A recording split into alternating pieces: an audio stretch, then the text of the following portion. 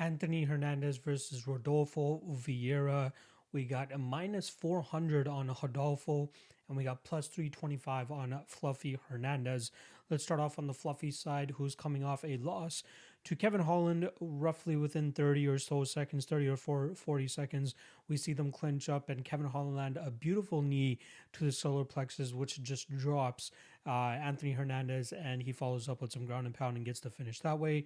And it looks kind of similar to his prior loss to that, which was to Marcos Perez, where he got dropped to the body, and then we see a little bit of a scuffle, grappling exchanges, and then Marcus Perez locks up an anaconda choke, gets a beautiful finish there. So we're seeing Hernandez 1-2 in the UFC now. Obviously, his fight against Jordan Wright on the Contender Series got changed to a no contest. He went in there and starched him relatively quickly, but he. I believe he popped for marijuana, if I'm not mistaken. It might have been something else as well. But either way, he gets a long layoff there, comes back and fights Marcus Perez, loses that fight, comes back and fights Jun Young Park and has a fantastic fight. That was a great fight, back and forth. But we did eventually see Hernandez lock up a finish at the in the second round, and then obviously comes back against Kevin Holland and falls short there. So the narrative here on Anthony Hernandez is just that he's not a good fighter, and I absolutely disagree with that. The guy is a solid fighter. If you guys go back and watch his fight against Brendan Allen, which was a couple of years ago at this point in time, but he went into that fight as a plus 145 dog and pulled out a 5-round decision victory over Brendan Allen, I believe, for the title at the time as well, too. This was for LFA. The guy reminds me of Cain Velasquez in the aspect of, they kind of look similar, but also their fighting style. You know, Anthony Hernandez is one of those guys that moves forward pretty much at all times. He wants to break his opponent. He wants to pressure his opponent. He wants to put a pace on his opponent with the ultimate goal of breaking them and eventually finishing them. That's what he did against Jun Young Park. That's, kind of what he did against Brendan Allen. But that fight does go a full 5 rounds, if I am correct at that. When his game plan does work to a T, he can get guys out of there pretty quickly, like he did against Jordan Wright. Now here against Rodolfo Vieira, he's up against a guy who is a super high level jiu-jitsu practitioner, obviously very strong and very physically imposing for this division, which is why a lot of people are on that train, but obviously not to mention the hardships that Anthony Hernandez has had to endure over his last couple fights.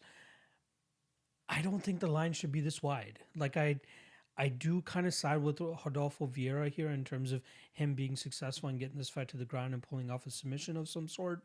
But I wouldn't be at all surprised if we see Anthony Hernandez actually take it to him on the feet, keep this fight in the striking realm, and then eventually put him away with some strikes. We saw Vieira, pretty get touched up pretty bad by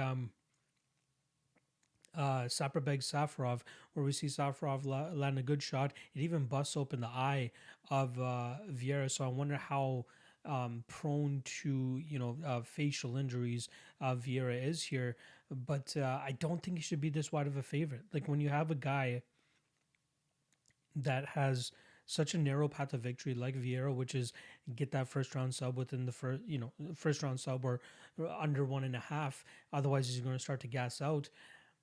I have a lot of question marks. Anthony Hernandez has shown durability in the past, but also has obviously had those issues against Marcus Perez and Kevin Holland, where he's not able to take those shots at all. So those are the concerns here, obviously, right? But I don't feel like you should be just foregone conclusioning, just writing off Anthony Hernandez here. I think it would be very troublesome if you went out there and parlay that minus 400, as I don't believe it adds enough value in terms of how heavily I think he should be favored here. The spot that I like the most is the under 1.5. It's currently around minus 150, which is a little bit of chalk, but I do think that it's very much warranted here, given that both guys are finishers or can be finished. Obviously, we haven't seen Vieira lose in his professional MMA career, but I do think that he's shown some discrepancies that Anthony Hernandez could potentially take advantage of, most notably the striking instances. So I like the under 1.5. I don't see this fight going over 7.5 minutes. Minus 150 is a solid line, I believe. I think we'll see it truly come to fruition that Vieira does eventually get the takedown and pull off a submission. but I'm just not willing to parlay him at that minus 400 range, as I do think that's a little bit steep. Like, he goes in there as a minus 225 favorite against Oscar Piechota, finishes him in the second round. Goes in there as a minus 600 favorite against Saperbeg Safarov, finishes him in the first round, but did have some adversity that he had to overcome there. Whereas Anthony Hernandez on the other side, we're just talking about a guy that was at even money against Kevin Holland, who is on a little bit of a tear right now. Especially the way that Kevin Holland finished Jacare Souza the last time around. There's a lot of post or hindsight in terms of why Anthony Hernandez was that close of a favorite, or sorry, at those odds against Kevin Holland. The guy is a good fighter. Like he's just getting a bad rap right now because of the little bit of a shake streak that he's currently on. This is a tough fight for Vieira. I think it's the toughest one out of his 3 that he's had in the UFC. So again, I would rather take the fight doesn't go to decision rather than betting Vieira. Let's see what the fight doesn't go to decision actually is, because I think that would be, I'd be surprised if it's actually better. I'd be surprised if it's better than taking Vieira. Let's see. Fight doesn't go to decision is currently sitting at minus 515. So yeah, that makes absolute sense. I would rather take the minus 515 on the fight doesn't go to decision than take minus 400 on Rodolfo Vieira. I don't see this fight going to the judges' scorecards, and I think whoever wins will win via finish.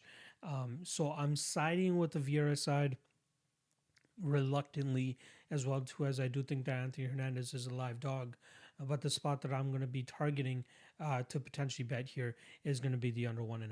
So once again, I'll go with Vieira via first round sub, but not parlaying this guy at all. I would rather take the fight doesn't go to decision, or at least parlay the under 1.5 around that minus 150 mark. So once again, Rodolfo Vieira to win this fight via first round submission.